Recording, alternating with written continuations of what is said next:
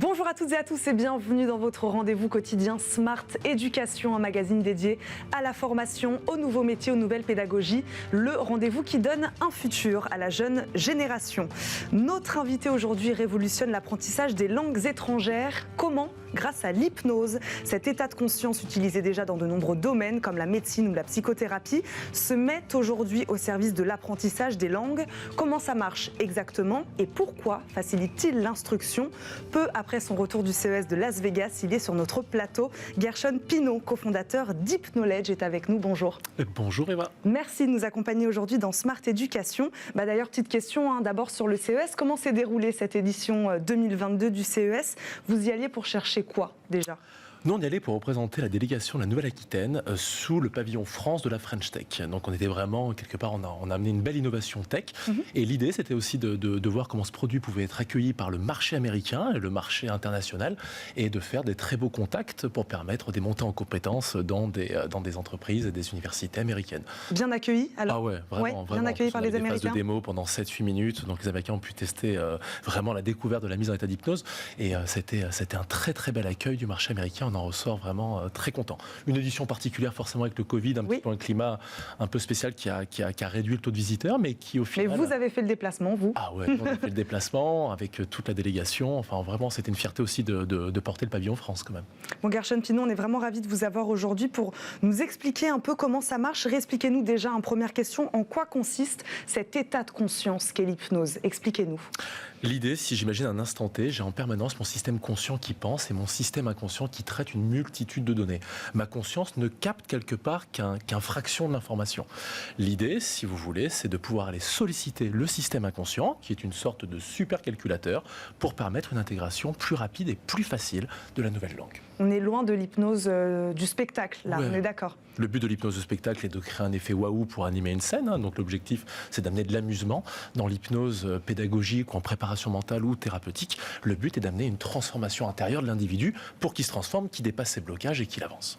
L'hypnose, l'apprentissage par l'hypnose, c'est une pratique qui est déployée déjà dans certains pays, un peu plus marginale en France. Pour quelles raisons, selon vous ? La France a-t-elle plus de mal à accepter cet apprentissage par l'hypnose ? Je pense, comme toute chose, c'est le petit train du cheminement des croyances et un petit peu de cet effet de masse, parce que, comme vous l'avez très bien souligné, l'hypnose de spectacle existe. Elle a permis aussi de démocratiser l'hypnose quand même au grand public, mais un petit peu comme la pièce, elle a son pile et son côté face, ça a aussi amené des croyances. On va se dire, tiens, l'hypnose, mais non, j'ai pas du tout envie, et quelque part alimenter une vague de choses qui ne lui est pas très favorable.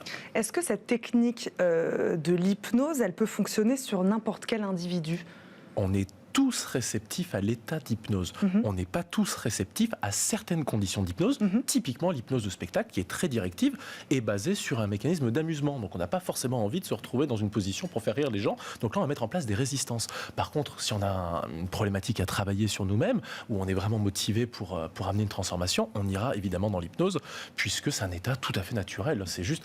Vous avez déjà connu cette sensation où des fois, on est pris dans une tâche complètement absorbée, plus rien n'existe autour. On a l'impression d'être dans une super productivité. C'est comme si notre pensée était connectée à nos mains, qui étaient connectées à toute l'imagerie cérébrale, à toutes nos actions. Et à ce moment-là, on est dans un état d'hypnose. Mais bien sûr, on n'est pas dans un état où justement on est dans un système conscient qui est perturbé, qui est limité, qui est dans l'analyse. On est dans un état, au contraire, c'est hyper fluide parce que tous les process cognitifs et à l'intérieur de nous sont alignés dans une seule et même direction. Et donc, à quel âge on peut commencer cet apprentissage par l'hypnose ? Dès 6 ans. Ouais. Pourquoi ? Parce qu'avant, il va falloir quand même que l'enfant puisse tenir en place pendant 20 minutes, le temps on va dire dès 6-7 ans, c'est très bien. Et alors, expliquez-nous, Gershon Pinault, pourquoi l'apprentissage des langues étrangères et pas une autre matière, par exemple, je ne sais pas, l'apprentissage des mathématiques ? C'est très intéressant parce qu'en fait, les langues, on est confronté à des grandes problématiques identitaires. C'est-à-dire que quand je dois apprendre une langue et que je dois l'exprimer, c'est là où l'individu, quelque part, il est confronté à soi. Qu'est-ce qu'on va penser ? Et si on ne me comprend pas, qu'est-ce qui va se passer ? Donc c'est vraiment quelque chose... C'est un mode de pensée.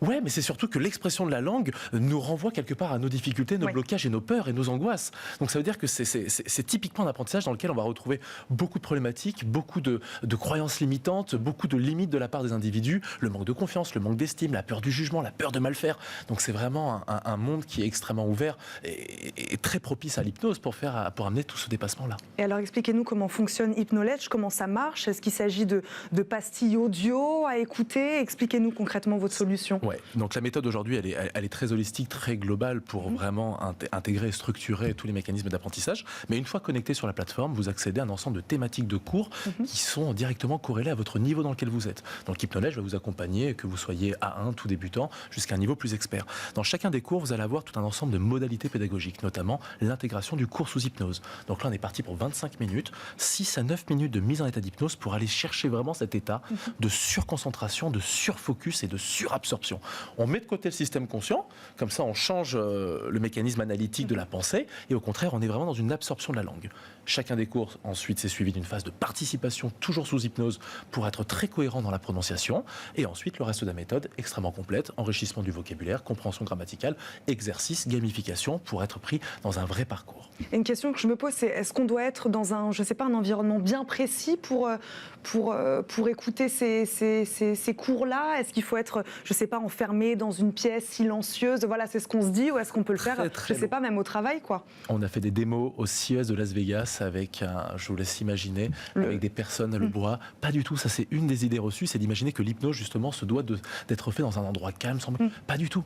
En fait, la voix va vraiment vous accompagner, vous allez chercher vos ressources inconscientes et vous placer dans ce super état où, comme on en a décrit tout à l'heure, quand on est à fond, plus rien n'existe autour. Même si c'est vraiment très mouvementé en termes de stimuli, plus rien n'existe autour dans l'hypnose et vous êtes absolument dans une absorption complète du cours qui va s'en suivre. Quelle langue proposez-vous alors sur HypnoLedge? Français, anglais, espagnol, italien, allemand et le mandarin qui arrive très prochainement. Pourquoi ces langues-là? Les langues européennes, les langues qui amènent aussi en termes de mondialisation, d'internationalisation, puisque toute la plateforme, elle est éligible pour un individu qui parle français, un anglophone et un hispanophone, de notre arrivée au CES de Las Vegas. Expliquez-nous, Guerchen Pinon, comment vous avez travaillé à l'élaboration de cette plateforme, avec quel type d'experts? J'imagine qu'il y avait peut-être des experts en langue, des experts en hypnose. Comment ça a marché tout ça? Moi, mon cursus à la base, donc je suis psychologue de formation, et j'étais l'un des précurseurs qui a amené l'hypnose dans le monde du sport en France, donc vraiment dans la préparation mentale.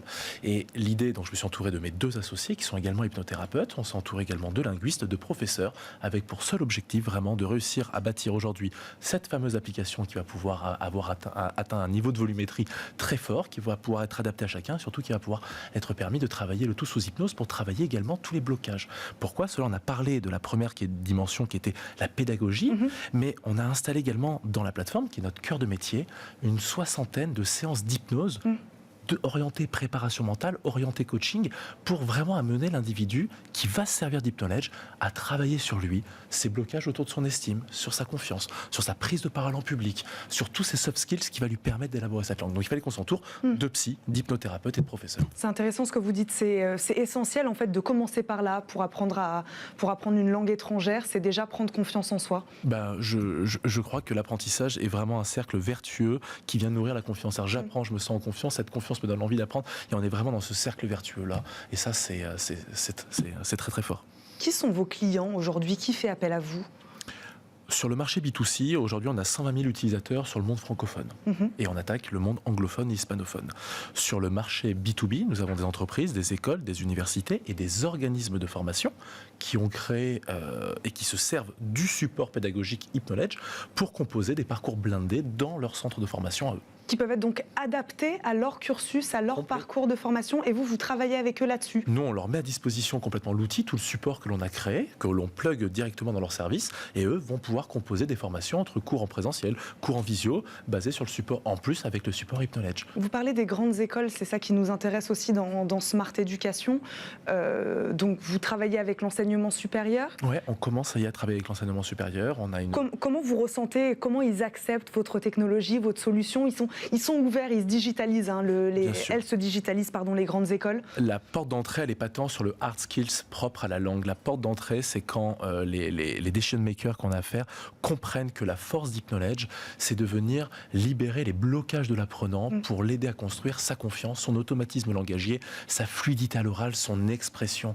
On peut apprendre une langue, connaître du vocabulaire, bien connaître ses règles grammaticales, mais lorsqu'il va s'agir de parler, être confronté justement à toutes ces peurs et ce manque de fluidité. Et l'idée d'HypnoLedge, c'est d'amener l'individu à travailler, oui, sur le hard skills, mais aussi sur toute cette dimension soft et humaine en lui pour amener cette élaboration de la langue. Et quand ils comprennent ça, vraiment, quand il y a cette connexion de pensée, quand il y a cet insight-là, c'est là où on fait « Ah ouais, ok », et là on prend la solution. Il y a des secteurs en particulier, des écoles qui s'intéressent plus à votre solution que d'autres, vous le remarquez? Peut-être des écoles du numérique, je ne sais pas. Non, bizarrement, enfin... Moi j'aime un peu ma solution, mais ma théorie, mais beaucoup les lycées professionnels et qui, je pense, sans faire de grandes généralités, peut-être les élèves ne voient pas les langues comme une priorité et donc se retrouvent à être dans des états un peu dissipés ou d'être dans du je m'en foutiste par rapport à la langue. Et le fait de se servir d'HypnoLedge, les professeurs sont hyper enchantés et les élèves vont pouvoir apprendre en étant détendus, en étant relâchés dans une sensation de confort et ça les renoue à la langue et ça recrée une super énergie de motivation. Donc on a les lycées professionnels, je dirais, si je devais le placer, je le passerais en top 1. Plutôt étonnant. On dit souvent que c'est plus facile d'apprendre une langue étrangère quand on est jeune. Est-ce qu'avec l'hypnose, c'est vrai? Ou finalement, non, justement, ça casse complètement tous ces codes-là et en fait, on peut apprendre une langue aussi facilement à 40 ans qu'à 20 ans? Je pense que la croyance de dire que c'est facile, c'est juste que vu qu'on s'en souvient pas, on n'a pas la sensation d'avoir mis en place de l'effort et vu qu'on n'a pas la sensation d'avoir appris, je pense qu'on conclut par la notion de facilité. Mais c'est une très bonne remarque.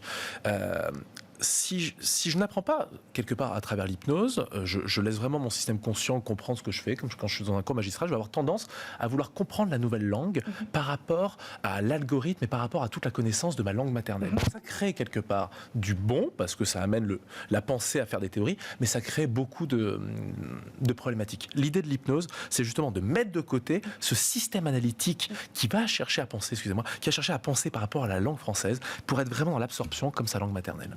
Ma dernière question, un peu large, je l'avoue, mais comment voyez-vous la pratique se démocratiser ces prochaines années en France? Je ne sais pas, dans les autres pays, vous disiez aujourd'hui que vous allez chercher un peu les Américains sur ces sujets-là. Demain, on apprendra tous avec l'hypnose, vous pensez vraiment? En tout cas, je vois vraiment l'évolution de la conscience humaine qui va vers la prise de conscience de ses émotions, de qu'est-ce qui se passe, pourquoi je subis ça, pourquoi j'ai cette peur-là, pourquoi j'ai cette problématique-là. Et on en parle, on cherche, on va chez le psy, on va voir des hypnothérapeutes, on va travailler en coaching.